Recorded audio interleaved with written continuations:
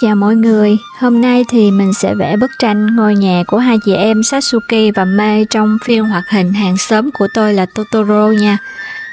Hôm trước á, thì trong lúc là đang loay hoay tìm cái ý tưởng cho cái video tiếp theo á, thì mình có tìm ra một cái công cụ AI khá là hữu ích. Mình thấy là nó giúp mình tạo ra những cái tranh tô màu theo ý muốn cá nhân của mình á, trong vài giây thôi. Đây là trang AI mà mình dùng để chuyển hình ảnh thành tranh tô màu nè. Nó tên là coloringbook.ai.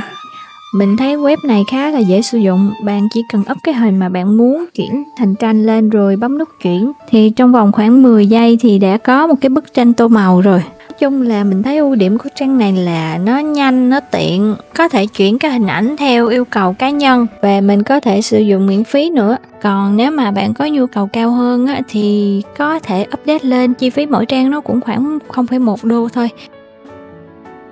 Ngoài ra thì cái trang này nó còn hỗ trợ chuyển văn bản thành tranh nữa. Thì sẵn là mình giới thiệu cho các bạn luôn. Bạn nào muốn tìm hiểu thêm cái công cụ này thì mình để cái đường link bên dưới phần mô tả video cho bạn nào có nhu cầu. Còn bây giờ thì chúng ta tiếp tục phần tô màu ghost như mọi khi nha mọi người.